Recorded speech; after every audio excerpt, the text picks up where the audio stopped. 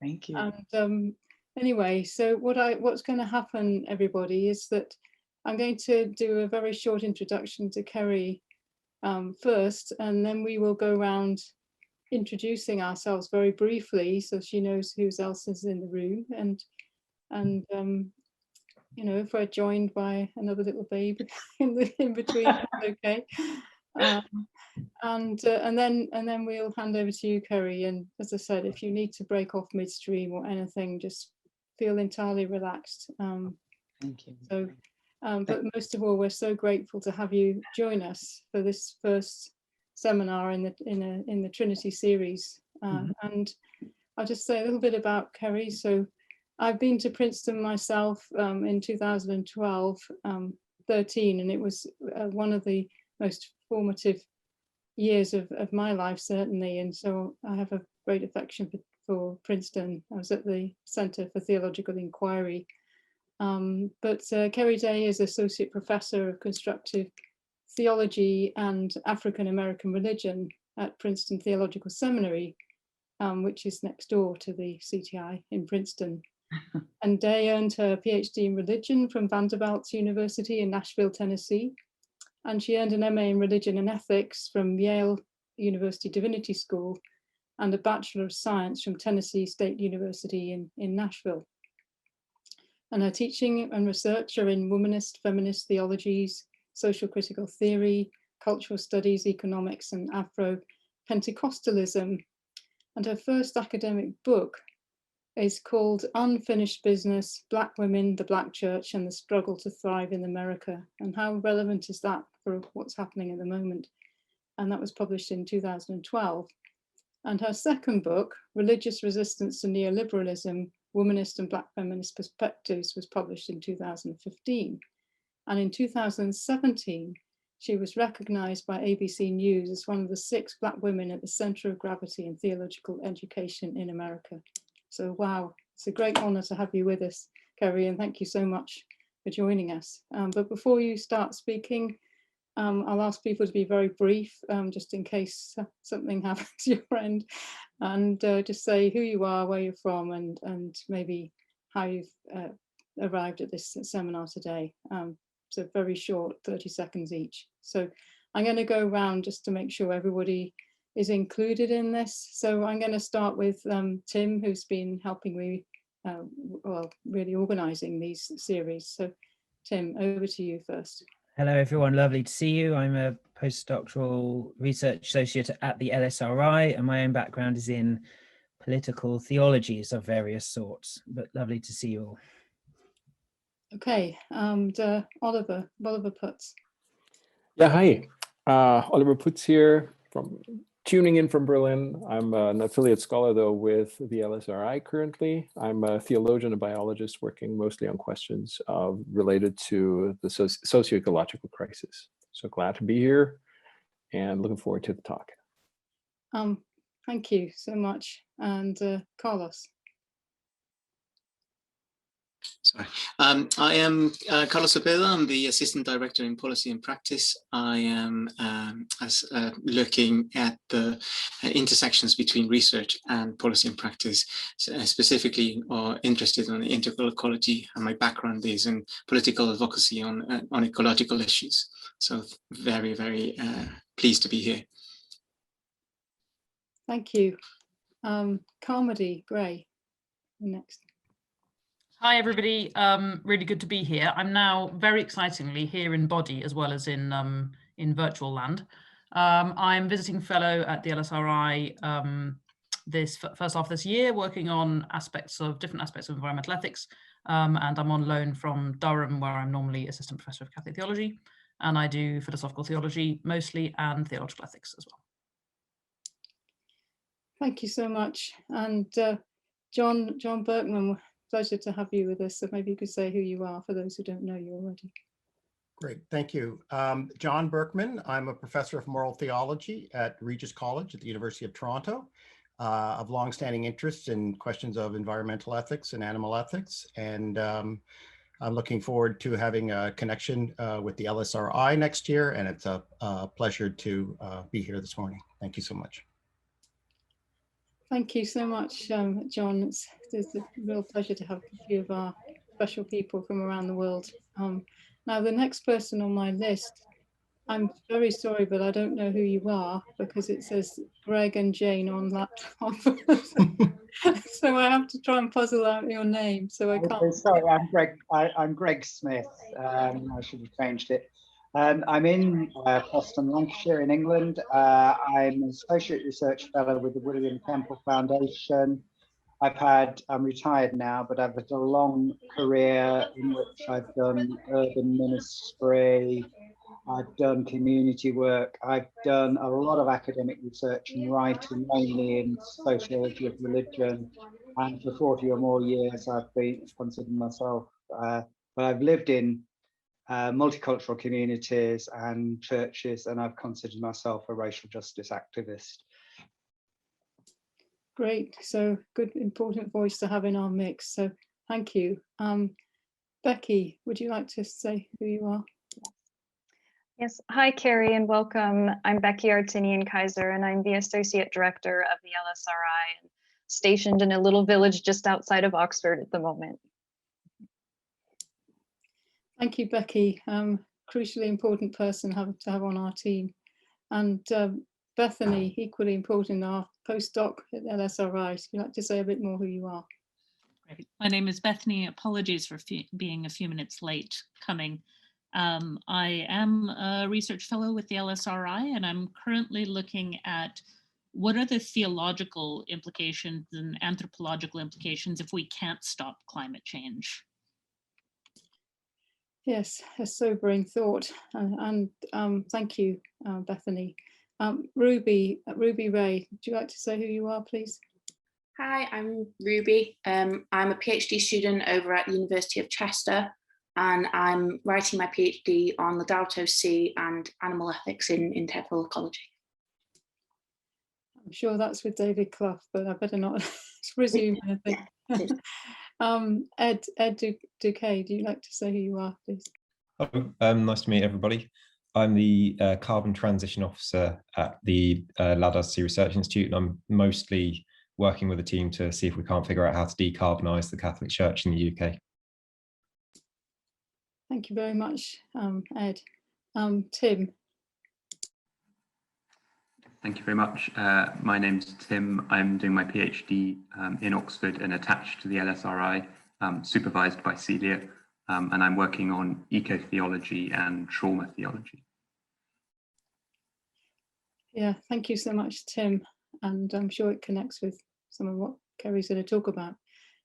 Megan, I see you have two of you there, so do you want to introduce both? Yes, sure. Great to be here with everyone, and welcome, Keri. Really excited for your talk. So I'm Megan Lumania-Ulishny, and I'm a postdoctoral research fellow based at the University of Nottingham, but I live in Oxford, and I'm working on sexual selection and theology of nature. And this is Aubrey, my 6-month-old. So she's happy to hear that there's another baby around. This is a really wonderful family event, I think. So AG Ritchie, would you like to say, you haven't got your camera on, but that's okay if you've got weak internet, but maybe if you can hear this, you can say a little bit more who you are. Yes, hello. My name is Ashley Ritchie. I'm based in Cape Town, South Africa. Currently studying at the online with the Pontifical University of St. Thomas Aquinas, the Angelicum theology. And my interest is not specifically, well, let me say I'm just a curious bystander. I want to see what's happening today. Thank you very much. Well, thank you, everybody. I hope, Keri, it gives you a little bit of a feel of who's here. I do need to say two things before I hand over to you to speak. One is that we are currently recording this seminar. If you don't want to be included in that recording, can you say and maybe turn your camera off, because we won't obviously record this necessarily the first part of this discussion if people are uncomfortable with that. And secondly, for future seminars, next week we have Carmody Gray giving a seminar, and you can see who she is here. And then after that, John Milbank, who some of you may know his work, which Carmody also is engaged with extensively, and then John Burr, Professor John Burr, now at St Andrews University, but he was in New York. So we've got a really wonderful lineup, and of course, the first speaker, as I said, is Keri, and we're absolutely delighted to have you kick off this series in the Trinity term. So thank you so much. Over to you. Thank you, Celia. It's wonderful to meet everyone and to hear each person's interests. And again, just wonderful to be a part of this discussion. It's such a necessary conversation, of course, that we need to have in terms of COVID and how, not just within the context of the United States, but I was just talking to a colleague who is based in the United Kingdom and sent me some information on the racial disparities as it relates to COVID currently happening, transpiring within the context of the United Kingdom. So thank you, Celia, for this vision of having this conversation, because it's really desperately needed. So before I begin, I must offer another confession here, and that is the virtual platform that I normally work with is WebEx, which is the sort of the virtual platform we use here at Princeton. And I'm rarely on Zoom, but what I'm going to attempt to do is to share my screen. So I want you to know what I'm doing before I do it. Hopefully I'll be successful here. Hopefully in bringing up the presentation. Can everyone see the presentation? Okay, great, wonderful.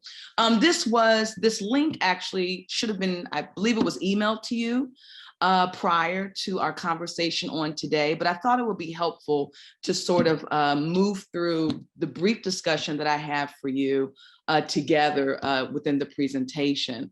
And so the role of Christian theology, infectious diseases, racial disparities, and this post-COVID moment in the US, I wanted to sort of preface my comments with sort of asking the question, what does Christian theology, right, have to do with the current moment that we're living in, which is this pandemic moment that is COVID, and particularly our conversation today, racial disparities, right, related to the COVID moment. And I'm thinking here of a womanist theologian. She's also dean at Vanderbilt University, the Divinity School, Emily Towns. She wrote, in my estimation, a wonderful book entitled Breaking the Fine Reign of Death, Breaking the Fine Reign of Death. The subtitle, I believe, is African-American Health and a Womanist Ethic of Care. But I was really drawn, and this is just, again, sort of prefacing comments to the presentation, I was really drawn in her text to this conversation, at least theologically, surrounding the need for Christian communities to lament the various oppressions that sort of members within their communities experience, right? And of course, this text is about the health disparities that African Americans in the United States experience. And in particular, one of the claims that she makes, I think is relevant to our discussion on today. She sort of centers the category, sort of the biblical practice even, of lament as seen throughout the Psalms, as well as the book of Joel, but really throughout, I would say, much of the biblical witness. She centers lament as a way of calling Christian communities to name what is wrong within society and within their own respective communities. And at least for Emily Towns, a womanist theologian, Emily Towns, naming what is wrong is absolutely critical from the very beginning for Christian communities to even know what to do, right? That is in terms of moral and political action. That part of naming what is wrong, naming injustices, is the first critical step to lamenting, seeking repentance, and actually being able to pursue justice and in reconciliation. And so I think that my conversation on today is sort of a step in that direction, right? And talking very briefly, I'm going to try to keep my comments here so we can have rich discussion to about 15 minutes, hopefully no longer than 20. that part of this discussion of racial disparities in relationship to COVID within the context of the United States, and maybe even more broadly, internationally, that sort of the first acknowledgement in having this conversation, at least for me, is for Christian communities to name what is wrong, right? In the words of Emily Towns. And I think that the role of Christian theology in particular is absolutely critical in doing this. So I just wanted to offer sort of the prefacing comments here that theologically, this conversation for me is about naming what is wrong, lamenting the injustices and the pain and the marginalization that exists within our community. And a final note in terms of my presentation, it's really looking at racial disparities as it relates to African Americans. I do want to note that Latina, as well as Asian Americans have absolutely experienced racial disparities as it relates to this COVID moment. But I am sort of, the scope of my presentation is looking at Black communities. And so as a way to do this, we'll go ahead and move to the sort of the first point. As a way to do this, I wanted to situate our conversation of racial disparities about COVID within a long history within the context of the United States of racial disparities related to other infectious diseases, that racial disparities as it relates to COVID sits within a larger problematic history in America. And so I wanted to draw our attention to two prior pandemics that transpired and the profound racism, the profound racial disparities that Black Christian communities, particularly Black churches, found themselves responding to and addressing. So the first one is a yellow fever epidemic of 1793 in Philadelphia. And sort of this particular epidemic was the first, a terrible, one could say, nationwide pandemic that the United States experienced, the yellow fever epidemic. And in the yellow fever epidemic, those particularly who had some sort of wealth or financial well-being, but particularly whites, they fled the city. And what's interesting about the account of the yellow fever epidemic and how racial disparities sort of were generated had to do, sort of sits around 2 points. The first one is that because of the kind of racism, structural racism, history of slavery, as well as what would be segregation, of course, existed, that it first affected African Americans' access, of course, to healthcare. That's the first thing, right? But then secondly, it was all of these sort of myths surrounding the African American body.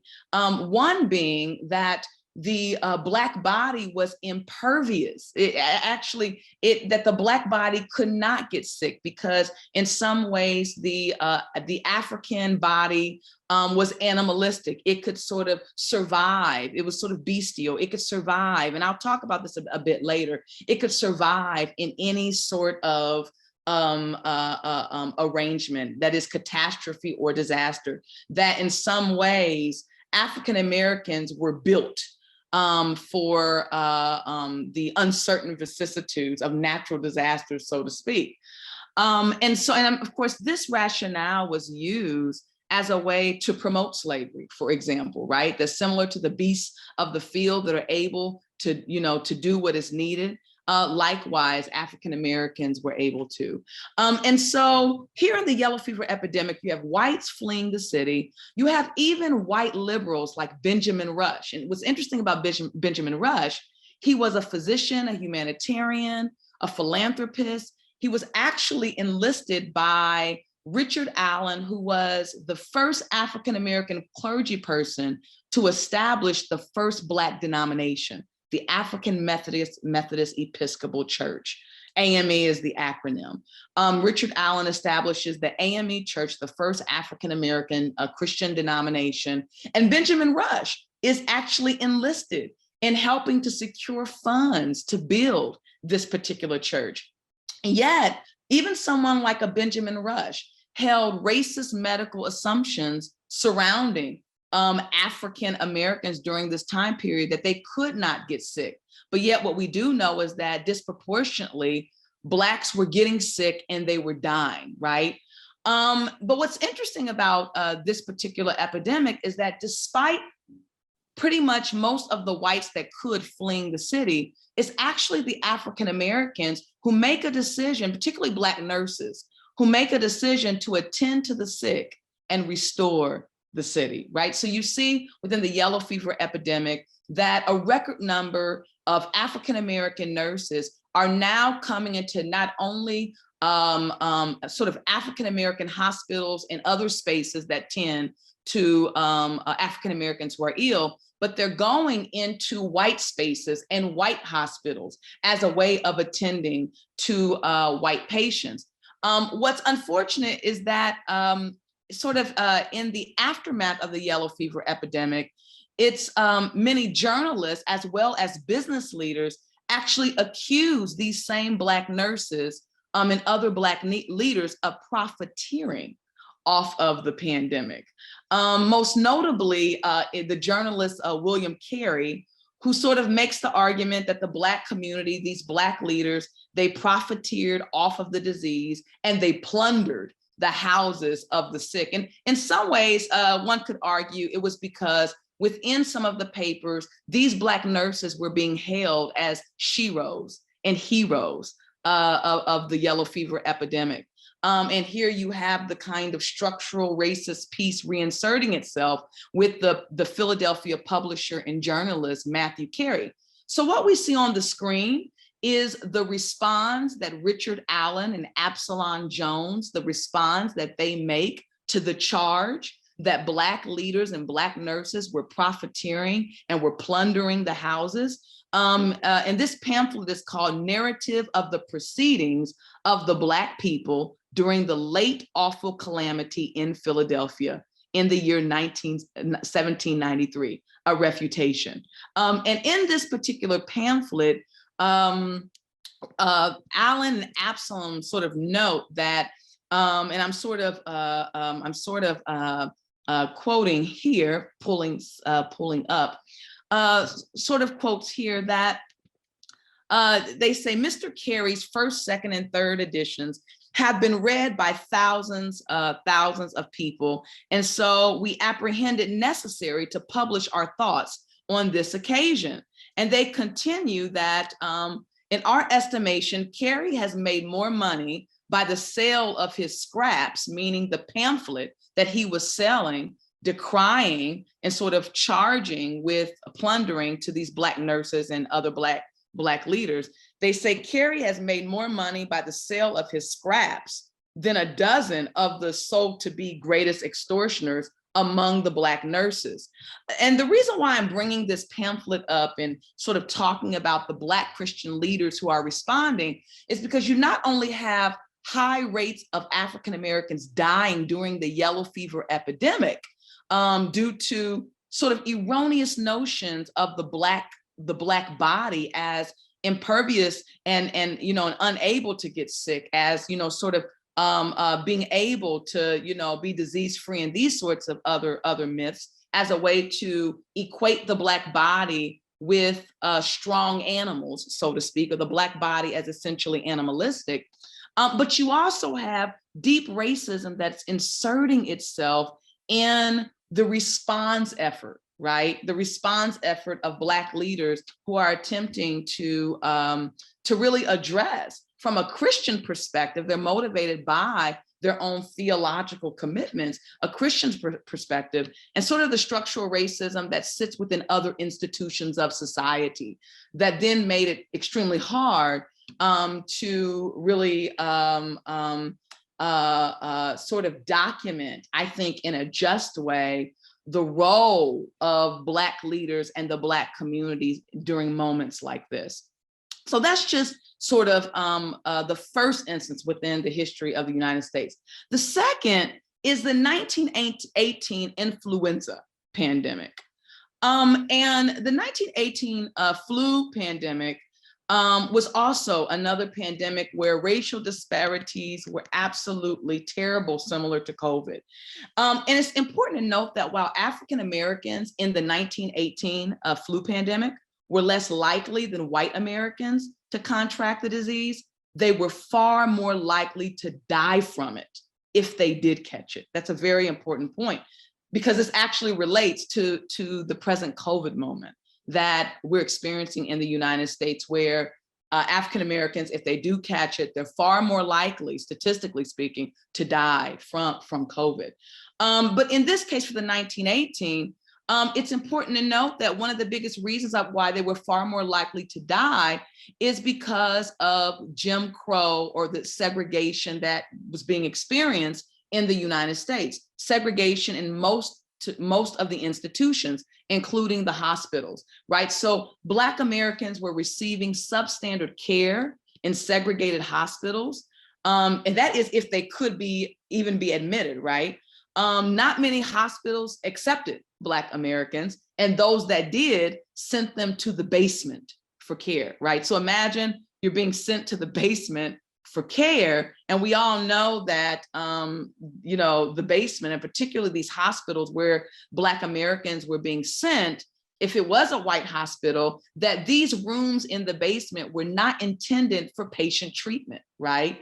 Nor did these rooms have the full resources for offering timely medical attention. But this is sort of what Black patients were experiencing in the 1918 pandemic. And it's also important to note that only a small number of Black hospitals actually existed at the time, right? So for the most part, Black patients were either going, if they lived in large city areas where Black hospitals were there, such as maybe Washington, D.C., Howard University's hospital. You had the first Black owned and operated hospital in Chicago. That was, I believe, Provident Hospital, and even Lincoln Hospital in New York. If you didn't live in a major city, you either had to resort to going in to a white hospital, of which, as I said, you were relegated to the languishing rooms with very little resources, or you were pretty much cared for within the context of your homes by family members and midwives, right? And so again, in the 1918 pandemic, if it was a case that, and this was the case, that most Black Americans had to be treated in their own homes or in the homes of someone else, that the sort of cramped and difficult living conditions of many Black communities, right? That these conditions were marked by poverty, that this sort of shows the racism and the discrimination that were absolutely commonplace. And sort of to think about it, even in the case of being in cramped living conditions in a home being cared for where others are present, you can automatically see that the rate of spreading the infection goes up, right, immediately. And I mean, this is the case as well in our COVID moment here within the context of the United States, which I'll talk about, the dense sort of living, the dense population, dense living conditions of many African Americans that sort of made it really hard for them not to get infected, right? And the like. And then, of course, this was before health insurance, right? So many Black Americans suffered and died at home, right? Or one can make the argument they suffered and survived at home. But either way it goes, it was pretty poor conditions. I also probably should mention that health historians sort of do really well in writing about Black nurses and Black physicians, a handful that would be working to serve the community in this kind of way. And again, Black churches were really at the forefront, as well as Black nurses. And I do think that I have, let's see in this, here we go. Yeah, right here, a picture, white nurses on the left, Black nurses on the right. And I just wanted to mention Frances Reed Elliott. She's the first Black nurse enrolled into the Red Cross nursing service. And she would be sort of that first row, the woman standing to the right, So you have the young woman in front, and then the first row to the right would be Frances. And she was absolutely a significant figure during the 1918 pandemic in Chicago, in trying to get together a real effort to help in attending to African Americans who were ill, and also trying to send correspondence out in helping others around the nation. That is, Black nurses and physicians do the same. So I think it's really important to mention Frances Reed. So that takes us to the COVID pandemic. As you can see, right, that the racial disparities and the problem of African Americans, say, access to health. And that's really important, because we're talking here about the ability to access healthcare for preventative reasons, right? I mean, in some ways, many African Americans were dying and still are dying at alarming rates here from COVID because of pre-existing conditions. But those pre-existing conditions should not be seen merely as the fault of the individual, which is how it's framed in the United States, but rather people's inability to gain access to insurance, to gain access to healthcare that will sort of help, that in some ways will help them to sort of access preventative methods related to their various issues and ailments. But there are high rate of Black death. And the question is, well, why? I've already talked about access to healthcare. Another important point I have here is that Blacks were disproportionately essential workers, right? So essential workers here would be those workers that continue to work through the pandemic, that they were essential. Your people that work at the grocery stores or in the food industry. Folks that carried out our mail services. Again, essential workers, of course, those on the front lines in the hospitals, a high rate of Black nurses in particular had COVID, either bad cases of COVID, and many of them succumbed. And I probably should add there were some Black nurses that came out of retirement to help with the COVID pandemic last year that lost their lives and they died. But yet within the context of the United States, the Black community is sort of blamed, as I talked about, for these high rates, without talking about the structural implications, right? What are the structures that make possible African Americans not being able to tend in preventative ways to their health? And then also the suggestion that Blacks, and this was also the conversation for African countries, be the first persons to be experimented on with vaccines. This was a conversation going on within the context of the United States. At one point of some companies making it sort of explicit that they were either going to go over to Africa, but in this case, I just want to stick with the context of the US, provide studies for people to sign up and to pay these people, and sort of some of the conversations surrounding ethics of this is people that tend to do it are people that need money, people that are poor, people that are disproportionately people of color, right? In this case, African Americans as well.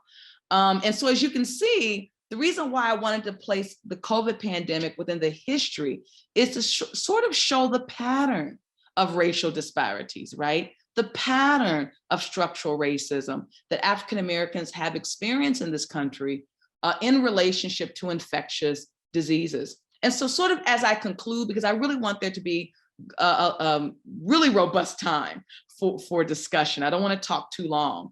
I have here, well, how is Christian theology complicit, right? I mean, we know that the social and political institutions of the US are complicit, but how is Christian theology complicit? Well, I know within the context of the United States, and I probably want to add here that what I'll be discussing here in the next 3 or 4 minutes really comes from, I would say, 3 major texts And so I wanted to note those texts, the general ideas I'm talking about. The first one is a text by George Fredrickson. And the title of that text is The Black Image in the White Mind. The Black Image in the White Mind. The second text is Race and the Christian Imagination by Willie Jennings. He, of course, is a Yale theologian. Many people know that text already, but I'm sorry, The Origins of Race, I think, and the Christian Imagination. I believe it's The Origins of Race and the Christian Imagination. And then finally is a book by Charles Long called Significations. Charles Long, Significations. And so as you can see, Christian theology is a complicit. Well, many of the we know that there was scientific rationales. There was scientific racism that was really widespread within the context of the US. But what about theology, theological rationales, right, that supported and grounded the structural racism that African Americans would experience in relationship to infectious diseases? So here are some, I think, theological beliefs that really helped to, I shouldn't say help, that contributed towards shaping the white imagination and therefore the white response, and that is the creation of those racial disparities within Black communities, within the society. So a racist belief, number one, I have here, the impervious nature of the African Black body, okay? The idea that Blacks are constituted differently, ontologically, that they're constituted differently from whites, that they're able to withstand pain, they're able to withstand disease in similar to animals, in ways that whites are not able to. And so first, it was sort of grounded in sort of polygenesis, this theological perspective of polygenesis. And the sort of theological perspective of polygenesis, I mean, you know, by the term itself, right? Genesis, poly, plural, as opposed to monogenesis, one Genesis, one creation, polygenesis, multiple creations, is this idea that that the human races involved different creations, right? We know from the biblical account that there's one creation and we are one human race. But so that's a monogenesis, sort of a monogenetic account. But in this case, polygenesis was something that was very much embraced by a number of white Christians in the 18th century and even 19th century. And it's this idea that there are different human races and that these different human races have different creation accounts, right? Different creation stories.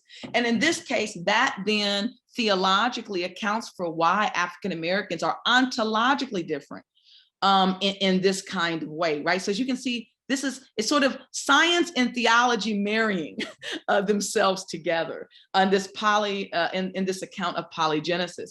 And within this account of polygenesis is this idea that African Blacks are primitive, exotic, tougher, right?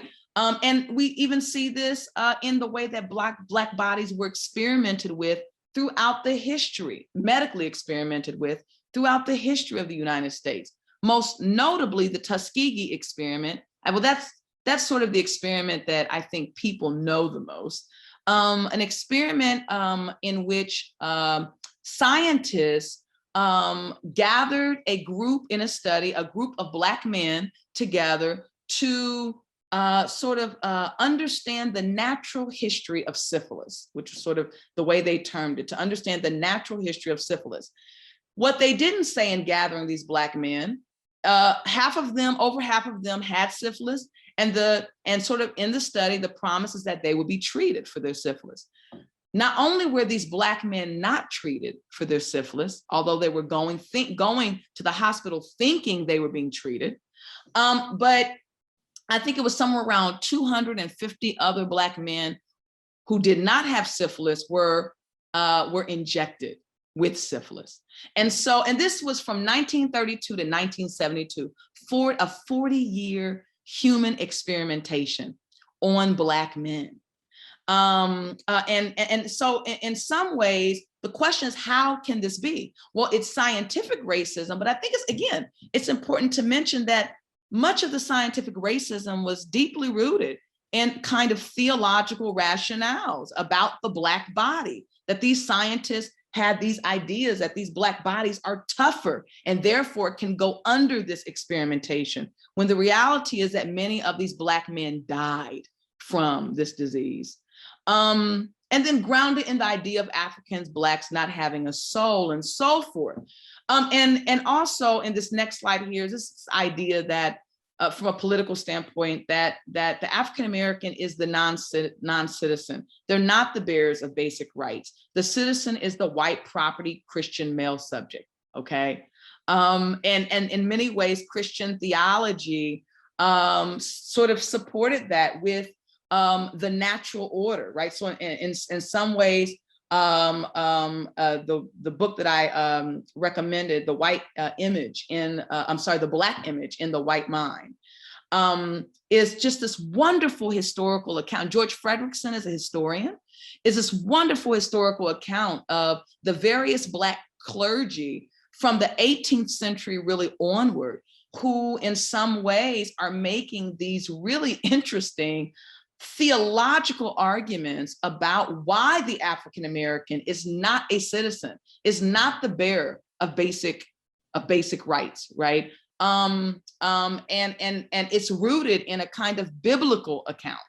And we can talk more about that, but I'm looking at time. And so I'll say, what can Christians do in light of this history? In light of the history of infectious diseases, the racial disparities, in light of how Christian theology within the US has been complicit through various theological rationales in sort of contributing to, creating or contributing to these racial disparities. What can Christians do? What might be the place of Christian theology? I think first is, as I talked about when I opened up with my prefacing comments, to participate in the truth-telling about this racial history. As Dr. Emily Towns, the womanist theologian, argues that part of lament is naming the wrongs. What part of why I think this is so revolutionary is that I live in a country that refuses to even name this history that I am talking about as part of the history of the US. It is a history that is denied. One example would be, I lived in the state of Texas before I moved to the state of New Jersey here in Princeton.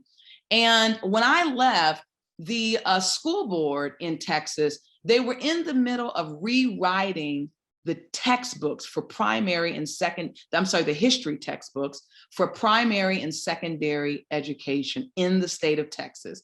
And what they were erasing from the textbook is the term slavery with servitude, the term transatlantic middle passage, or the transatlantic slavery passage. They were sort of scrubbing that from the history books with the term the triangular trade, noting the three parties. So here you can see that if we can't name the wrongs that's actually happened, how do we even move towards repentance, right? Which I take to be a profound theological imperative, right? A turning from a more authentic conversation of justice, but if from the very beginning truth-telling is a problem, if we're unable to remember rightly, okay? And I recognize we can talk about that memory is sort of contested ground, right? I mean, I think that, for example, theologian Miroslav Volf, who's done a lot of work surrounding theology and memory, even has a book called The End of Memory, which is kind of tricky because he's not making a sort of an argument itself that memory is not needed, but rather it's how we remember, right? That is the question when we're talking about justice and even questions of embrace, some would say reconciliation. But again, naming these wrongs, these injustices, this history of racial disparities, it's really important. And then finally, I would think, at least for me, I've written about this in my previous book, rethinking the idea of redemption in Christian theology. I mean, redemption in many ways surrounds the atonement, right? The theory of atonement and so forth. And in some ways, I think that that's very important, right? But I am also interested in thinking about the category of redemption and its sort of social and political, when I say utility, it's social and political sort of usage or utility for the present moment of political injustice against within Black communities. And so in this case, in the way that I write about it, what does it mean to rethink redemption as redeeming or reclaiming the voices and stories of those who are dead, those who have died, that they should not die in vain, right? I mean, again, there's a way in which the United States is rewriting, like the state of Texas, is rewriting a history. And the question becomes, in the middle of rewriting this history, how then does it liberate and vindicate those who have died, right? So that they do not die in vain. In other words, the argument, at least for me, is that we must redeem and resurrect these voices telling these kinds of stories, so that evil, so that racial injustice does not have the last say. And I think that that's not just like, you know, within the realm of ethics proper, but I think that that's a kind of theological imperative. I think that that's the stuff of theology is what I'm getting at, right? But that sits at the heart, I think, of part of the Christian witness. So hopefully you can get a sense as I conclude. I think I went over, I did a bit more than what I said I would. So you can get a sense of not only the history that COVID and racial and sort of the relationship rather between racial disparities and COVID within this country, but also a bit about how Christian theology has been complicit in that history, but how, you know, we might think about theology as well as Christian communities being released to address these issues in a more liberative way. So I'll end there, and I'm just going to check on my little baby daughter for 2 seconds. So if you could, Celia, maybe you could open it up, begin opening up for dialogue, and I'll be back here in just 2 seconds. Okay, so that was a really energizing talk, and I hope everybody enjoyed hearing that. I think one of the questions that occurs to me is, I mean, first of all, it's shocking. You know, I had heard some of what you suggested, Keri, but so much of that was new as well. How shocking some of this has been covered up for so long. So what occurs to me is, do we in a sense need to go back historically and almost like lament or confess or have a kind of reconciliation and truth committee, but actually go back deep into time to somehow redeem what has been lost, in a way learning from those historical mistakes? And how could that then be enacted? Because, you know, it strikes me this is the kind of the history is kind of the root of the structural sin that's so embedded that it's very hard to think through how we can shake that off. And so the only way might be to start rewriting or rethinking some of that history in a way that's not just educational, but also in a sense brings to bear some aspect of not exactly confession, but at least repentance for the harm done, and a sense of solidarity with those who are still suffering. Because it's just, I found myself almost speechless listening to what you said. And I think that we all just, as I said, that truth telling needs to be named, but also we need to find ways to heal that brokenness that's rooted in the past, but it still has repercussions in the present and in the future. Yeah, Celia, that's a really great question and observation slash question. And I think that you're right. I think you're up to something in asking. Of course, we want the history to be told for educational reasons, because so many people within the US don't know this history. So what does it mean for people to first know the history? But then sort of the second step of, but then how do we translate this into meaningful action? And I'm really struck by an organization here called the Samuel DeWitt Proctor Conference. It's a conference that convenes a conference annually, but it's also an organization that sort of addresses various issues throughout the year in relationship to African American as well as Latino people around economic injustices, political and social issues. And one of the things that they have argued in this COVID moment, the issue of Black communities and COVID, is that repentance in some ways calls, and this is what I sort of hear, maybe I'm wrong here, Celia, you moving towards, but that this repentance in some ways should call for reparations, right? And this is sort of a loaded conversation, a very difficult conversation within the Christian community. And I want to be clear, it's a difficult conversation, not only among white and Black communities, but within the Black community. Or I should say the Black communities, plural, because you have Black communities across economic stratification, that is class, and then due to immigration, different kinds of nationality represented that make up the Black communities, such as from Africa and the Caribbean and so forth. And part of what Samuel DeWitt Proctor Conference, part of what they have argued, and it seems to me they produced some sort of document. If I find it, I will forward it to you, Celia, just so if anyone's interested, you could forward it to those who attended today. I'm really going to try to, I believe they've written something. But in this small document, they really sort of make a case that there needs to be just not a kind of acknowledgement that is sort of educationally, this is what has happened, but in some ways there needs to be repentance and reparations. And for them, reparations, it has to do with asking questions like this. Given the history of profound disparities in health and healthcare, and of course in infectious diseases, as I've talked about, what does it mean now in policy to make healthcare accessible to lower income African Americans? I mean, that's one example. What are the barriers that don't allow for that to happen? In policy, that needs to be addressed. All the way down to things like food deserts, right? I mean, within urban areas in Black communities where they don't have grocery stores, for example, that have fresh produce, right? And the small stores that they do have, many of them convenience stores, like you would see at a gas station or somewhere else, the prices are normally double. So this question of reparations, right? This question of what does it mean to truly repent is of critical importance. And I think that is a direction that some African-American leaders are going in. I mean, that's really, really helpful. And I think that you intuited, where I was going. John, do you want to add to this discussion now and come in?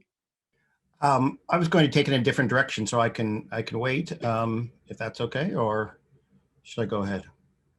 There is actually one on chat as well from Greg. So, and he says this.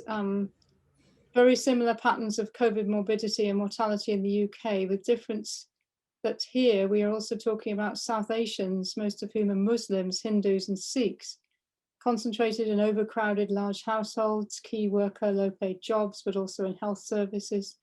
The UK's NHS depends on a large number of ethnic minority doctors and nurses, and this is something most of us are familiar with here, but I think it might be helpful for those from other parts of the world. And there's some evidence that they were deployed unequally on the COVID front line.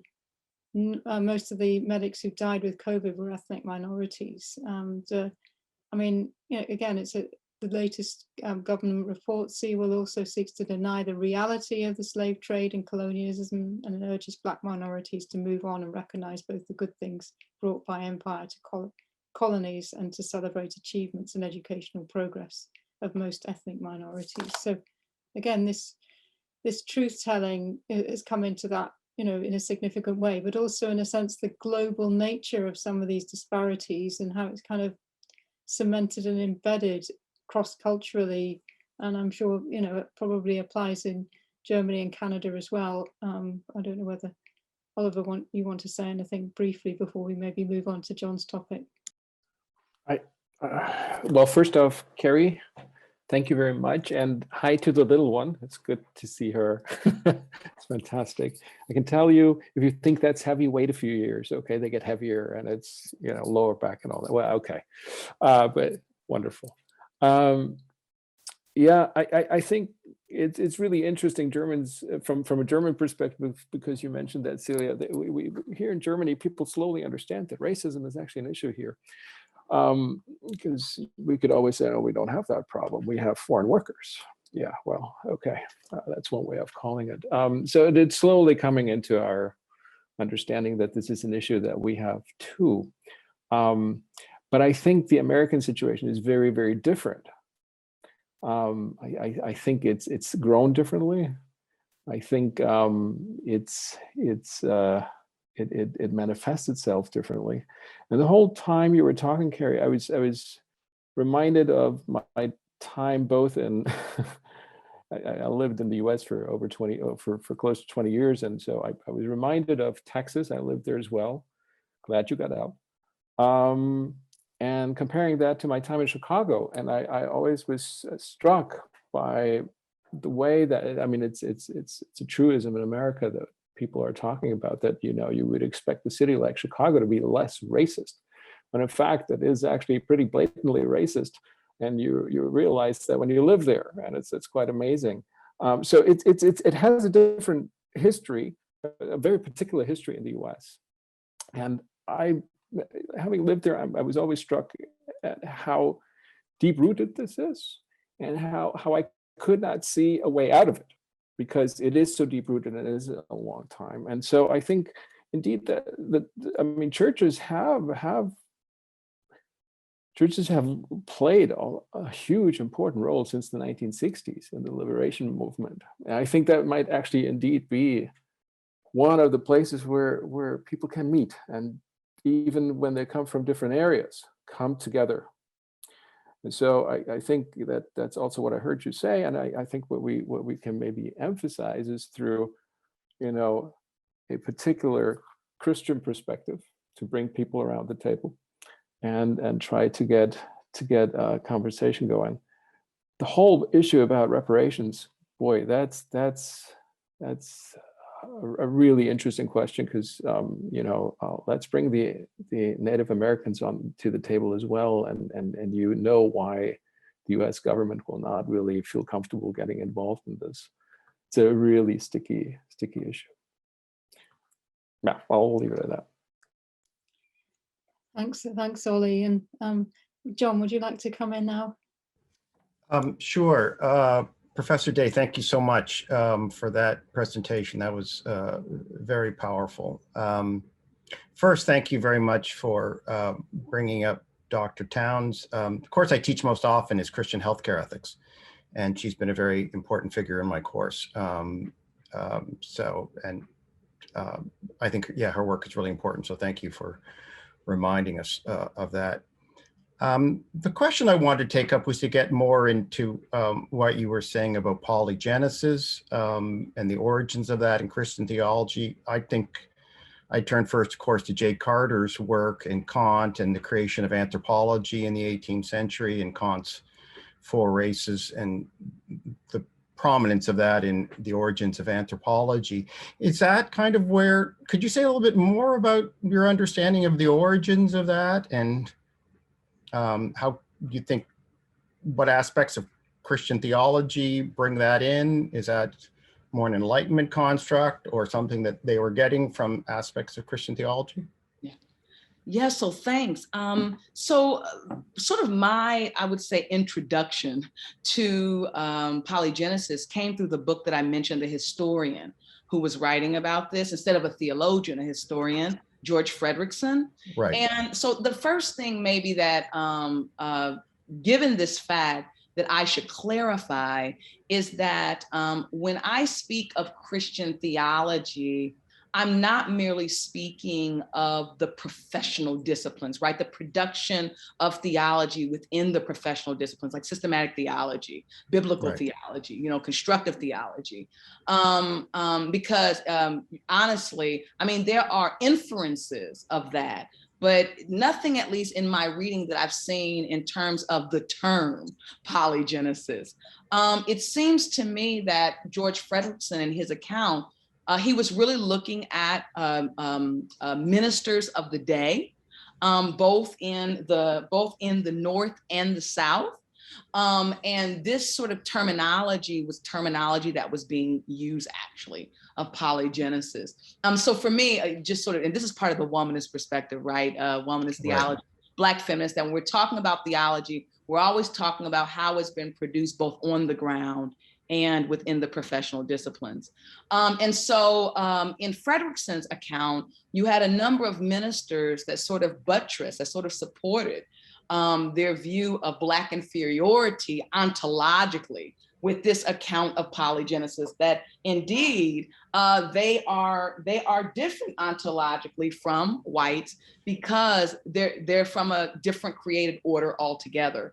So I'm sorry I can't sort of locate it within the professional disciplines, right, as such. Although I do think this, I think that, like, for example, Willie Jennings, his book, The Christian Imagination, this is not the term that's being used at all, but this is definitely sort of the theological viewpoint, even J. Cameron Carter to some extent, but I would say Willie's more, because he's talking about sort of how the missionaries go over and they're reflecting and writing about the different peoples and the different lands, and they're putting the peoples and the lands on a kind of theological hierarchy, right? As well as racial hierarchy in describing them. As ontologically different, literally, from whites. So I think it's inferred, so to speak, in, say, Jennings' book of what's going on within missions as early as the 15th century, coming out of Europe. But yeah, Fredrickson's book is really about basically preachers and pastors who are producing this term in this account. Wonderful. Thank you so very much. Absolutely. Okay, we have quite a few people with their hands up, and forgive me if I get the order wrong. Tim, would you like to come in next? Okay, very quickly then. Thank you so much, Keri. May I ask, or at least open the floor to the question of CRT, of critical race theory, and how this might relate to these historical perspectives. And just to provide one context, here in Oxford, we've got some fantastic theoreticians working in that area. But actually, I've noticed a lot of pushback from evangelical communities in this country. I should stress that word signifies something quite different from the American context. But there's a concern in some of those communities that critical race theory represents an alien imposition methodologically. And I think there's quite a lot of concern about the historicist trajectories and teleologies that it's assumed are built in. And the word Marxist is often accompanied with those critiques. So do you have any wisdom, advice, or even someone like Greg might have some input here as well as to how critical race theory can be useful, perhaps this side of the ocean? Right. Yeah. This is a really great question. Wow. And if you don't mind, I think maybe the best way for me to answer it is to put it within the context of, as I understand it, the debates that are going on, and then my usage of critical race theory, why I think it's important. So, I think that so maybe I'll start with why I think it's critically important to this question of infectious diseases in this COVID moment. I think that in a nutshell, what critical race theory has done, in particular for the academy, and I will say this, even in the freedom struggle movements in the US, because people like Angela Davis, Martin Luther King, Stokely Carmichael, all these different figures, they were very well-read people. They were reading and embracing some of the latest intellectual developments of the day. And so I think the first thing that critical race theory, I think, is helpful in doing is sort of dispelling one of the direction that the US society was moving in around the 70s and the 80s, which was this idea of a kind of post-racial society, right? That in colorblind society, that in some ways racism is an aberration, an anomaly, in terms of who we are as a country, that we are essentially a land of liberty and opportunity and fairness and justice. And this is just some sort of stain and dot in our history. And we've transcended that. And so the first thing that critical race theorists taught us, and why it's important to our present discussion, is that actually racism, as Derek Bell, who's like the father of critical race theory, in the US is often a label, that race is stitched into the DNA of America, right? In other words, Derek Bell argues and I'm quoting him here, he argues in the permanence of racism, right? That in some ways, racism is so thoroughly interwoven into the fabric of American society from the inception into how our institutions operate today, that you can't pull apart racism from who we are as a country, how we operate as a country, right? So I think that kind of sharp analysis on the history, and that this history is not something, it's not something from the past. Of what we understand the past to be is that the past is always in the present, right? I mean, there's a certain kind of fluidity there, right? That the past is present. The present is reflective of the past, and that the past continue, its lingering effects continue. So I think that in terms of what I'm talking about today, critical race theory is so important because it tells the truth about the nature of racism, right? That it continues to reassert itself. I think what really, I think this is a wonderful theological question to ponder. In some ways, if, racism in particular is permanent in this kind of way, at least for Derek Bell, we can never truly transform society away from racism. We can defy, right? We can defy it.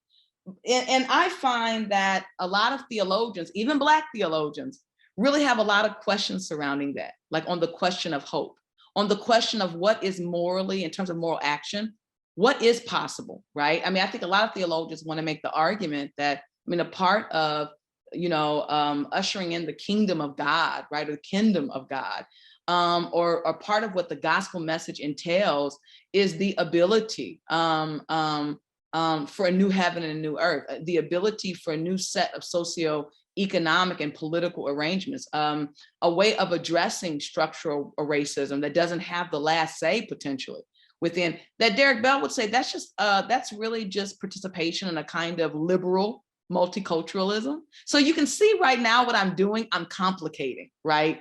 The reading of critical race theory, and particularly of Derek Bell, that on the one hand, there's something profoundly powerful and important about asserting the permanence of race, showing how it's interwoven into the fabric of our country. But at the same time, it creates a whole new set of questions for the theologian, I think, on the question of hope, on the question of what is possible in terms of moral action. So I hope you didn't mind me moving in sort of in this direction of my own personal usefulness, but sort of to me, within critical race theory. Now I want to be clear, that's not what white evangelicals were getting at. I want to be clear. They just didn't like it because they thought it's unchristian. It's not a Christian perspective, which I would argue again, how they're reading critical race theory was deeply problematic. But I do think that it raises this other important theological question, right, about agency. And again, what our response can be. Is it just defiance? Is that all we can hope for? I want to hope for more. So yeah, but critical race theory has been so important. And not to mention intersectionality, right? That comes out of critical race theory, Kimberly Crenshaw, how we look at the intersections between race, gender, and class. Black women, who are the primary caretakers of Black children, have been disproportionately affected by COVID in the United States. So when you're talking about structural racism, you're talking about Black women who have bared the brunt and the burden of all that I discussed historically in terms of infectious diseases. Yeah, I mean, this is so fascinating, Keri. I think it's really important because what's interesting is some of the sort of parallel discussions are happening in the Catholic Church, where those who are more on the radical end of societal transformation are being accused of Marxist and so on. And even Pope Francis is, by the conservative wing of the Catholic Church, is accused of things like that as he edges towards giving priority for those who he believes are being marginalized in society. So it has a certain sort of parallel, I think. So, you know, your work is so pioneering in that sense. So thank you. But we do have a few more people who like to contribute. Bethany, would you like to say a little bit? Thank you. First of all, thank you for a wonderful presentation. I was delighted to hear you talk about polygenesis, because from my work in the history of science, that becomes a very big thing, because Darwin particularly was proud of the fact that evolution made polygenesis an impossible position to hold. And you had racists like Louis Agassiz, you know, pushing back against evolution as a whole because he couldn't justify his racist belief by it. And so it sort of struck me that that's one more way that Christian theology, in reading the Bible in ways that rejected evolution, allowed them to keep this sort of polygenetic view. Now, my question to you is, given this history of treatment, okay, here we go. The data shows that there's been a lower uptake of voluntary vaccination amongst ethnic minorities, amongst African Americans, and that fear of the vaccination seems justified in light of this sort of history. How would you speak to those communities about, well, no, you should trust them now, particularly in light of you saying, well, they're actually not apologizing or even countenancing that this has happened? That is a great question. And, you know, I feel like I have been pretty lucky to experience firsthand some Black national leaders that I know that have sort of been on the front lines offering a plea, you know, with the Black community to go and receive the vaccination for these reasons. And this is what I hear them saying. So I didn't want to pretend as if this was my brilliant answer, but rather what I've seen Black leaders creatively do. So I think 2 or 3 things. The first is, I know that there were a number of Black leaders like the pastor Frederick Haynes in Texas at Friendship West Baptist Church in Dallas, and I'm naming them for a reason. Ralph West in Houston, Texas, Stephen Carter in New York City in the Bronx.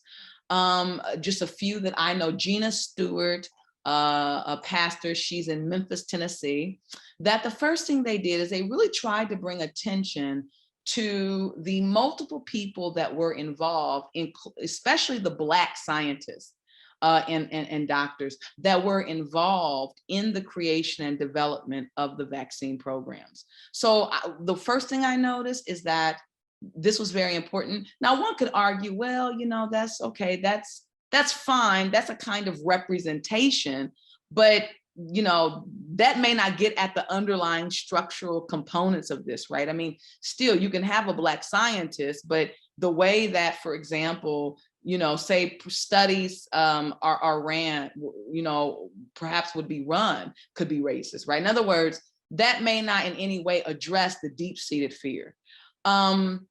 So for them, first, it was really driving home that multiple people were involved, as well as highlighting the African-American scientists and sort of medical minds. But then this second piece was key for me.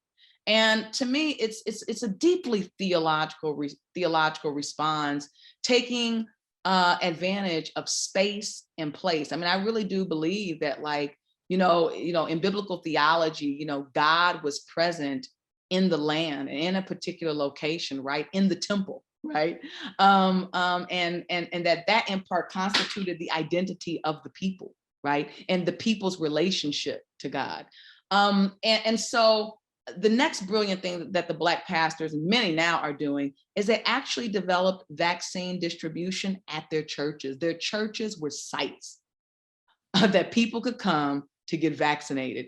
In some ways, it's pastors saying, you trust me, trust the vaccine. I am opening up my doors for this vaccine to be given, to be distributed to you, my members, my family. And to me, that's powerful, because for Black folks, the Black church is sort of that temple, you know, where divine presence is mediated, very similar, you know, to the communities in biblical scripture. And so again, that's just not like a social or political response of Black clergy. I really try to make the argument that this is a deeply theological response that goes to the very core of what it means to talk about the Black church and how people experience divine presence within the Black church as absolutely linked to space and place, to that temple itself, right? And here you have them going to get vaccinated. And so I had a few others, but I think these are the top, another other hands. These are really the top two for me. You know, I wish I had that brilliant response, but you know, this is what I saw. And I thought that it was not only brilliant, but extremely ethically responsible and theologically informed. And it's been, so far, there's been an uptick among African Americans that are actually willing, because Black pastors have gotten behind it. Black pastors, in other words, are very powerful within the Black community. So yeah, that's a great response, Keri. And of course, some of the cathedrals here have done something similar as well, although I don't know how far the communities there have been resistant, but at least it sort of shows a similar sort of sense of wanting to be sources of healing of mind, body and spirit. But our time is beginning to run a little bit short. So what I'm going to suggest is, Natalia and Tim, if you just go in sequence, and then I'll give Keri the last word, because I think there's probably only time for a couple more comments or questions. So if that's okay with you, Natalia, if you say what you want to say, and Tim, and then we'll hand over to Keri and see where we get to. Sure. Hi, Keri. Lovely to see you, and especially your little daughter live. So I have a theological question. I appreciate that I'm a theologian. You mentioned a different understanding, the possibility of a different understanding of salvation in terms of redemption, specifically having to do with reclaiming and reclaiming voices in the past in the process of truth telling. I think that's profoundly significant theologically. I was wondering to what extent you might envision then that redemption, in addition to truth telling and in addition to reparations, which I think should be integral to an understanding of redemption. One might think, in light of the medical dimensions of the conversation, of redemption in terms of the possibility of thriving in spite of fragilities, in spite of the kind of fragilities that are not just personal, but systemic, that make possible this sort of radical systemic injustice in which we live. And I want to leave it short because I want to make room for the others, but I am concerned with the concept of redemption and salvation that would be too heavily uncoupled from human well-being, and human well-being has not been equal precisely on account of the horrific justice which arguably is at the heart of the original sin in America. And Celia, I didn't see Celia on the screen. I'm sorry, because I was busy picking up her pacifier. Did you want people to ask their questions and then I respond, or just briefly respond? I apologize. Okay, so whatever's easier for you. If you prefer to do a short response now, then we can hand over to Tim. Great. We'll do in sequence. Absolutely. So yeah, no, I thank you first, Natalia. Yes, so loaded. I have so much to say here, right? But so first, I agree with your concern. Let me start there. And I think I believe part of what I hear you saying in relationship to redemption is an account of redemption that essentially takes very seriously the structural issues that I've been discussing all along, right? And there is a way in which the reclamation that I'm talking about, it attempts to tell the history, to truthfully tell the history. and people's stories in a particular kind of way. But I think you're right. There's still a wide open question, right? In terms of even my account of how I'm thinking of redemption as a reclaiming of the voices.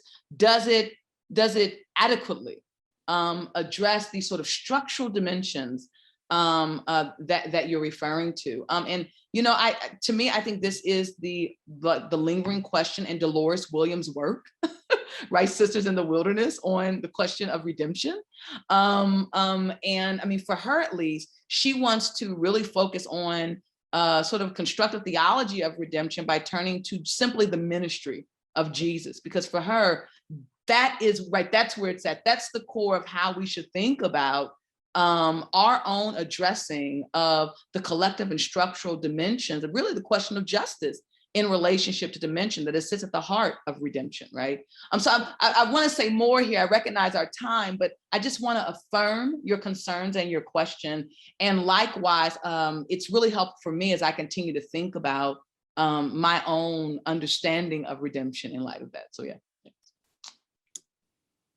Thank you. Great, thank you so much for your presentation, Keri. And my question's kind of about redemption too, so hopefully you'll be able to say a little bit more. I've been thinking the whole way through what you've been saying that it chimes for me really closely with the category of trauma, right? Institutional racism is a kind of cultural trauma, and everything you were saying about the permanence of racism, the past always being present, all of these are symptomatic of traumas. So I'm interested in what we can learn from trauma theology about how to deal with the issue of racism. And in particular, when we come to this question of redemption, the thing I see in trauma theology is a real resistance to any kind of linear timeline of healing. It's complicated. It's not just crucifixion, then resurrection. So yeah, so I don't know if you have any reflections on trauma or more you want to say on redemption, but yeah, thank you. Yeah, so Shelley Rambo came out with a book about a year or two ago. I don't know why I'm drawing a blank on the title. Please forgive me. Does anyone know Resurrecting Wounds? Thank you, Resurrecting Wounds, thank you. And of course, she is a theologian at Boston that has done significant work on theology and trauma. And I think that, so first to affirm, what you've said thus far, for me, Shelley Rambo really continues to offer me a set of questions surrounding not just what does it mean to talk about addressing structural injustices, but how do we address precisely this issue as trauma? And I mean, on the one hand, you have, at least for me, how society should deal with the trauma that they inflict on communities. But there's another question, right? And this is what Shelley wants to wrestle with. And that is, how do communities that have been traumatized effectively deal with trauma? And what kind of theological resources are we offering? And all I can really say to keep in time is Resurrecting Wounds. She has a chapter in there, I believe it's the 4th chapter, on race and trauma. And in this particular chapter, she is offering sort of a theological perspective, theological resources on how we might think. And of course, she writes this book before COVID, but she's dealing with the Black Lives Matter movement in Ferguson in particular. I think she was writing during that time. And she's wanting at least to address precisely some of the questions, Tim, that you're raising surrounding race trauma and theology. And so I think that, I'd rather for her to be read, particularly that chapter, because I think it gets, again, at the heart of what you've articulated. Well, I think that is a really good note to end on. It just leaves it for me to say to you, Keri, thank you so much for joining us. It's been a really wonderful conversation with you, and thank you for doing this, even though you have sort of a young baby to care for as well. So we really take our hat off to you for doing it, and also being so lively and interesting and awake and all the other things. So we've really enjoyed having you join us, and I hope that this is a start of a an ongoing conversation that we can have with you. So I'm sure we can all sort of, well, we can't clap, but we can at least maybe use the virtual clapping to say thank you so much. And we look forward to, and God bless you and with your family. So thank you again. Thank you, Celia. Thank you, Timothy. And thank you all. Wonderful discussion during a maternity leave in which I'm with the baby all day. So thank you for the conversation. Right. Bye then. Bye-bye.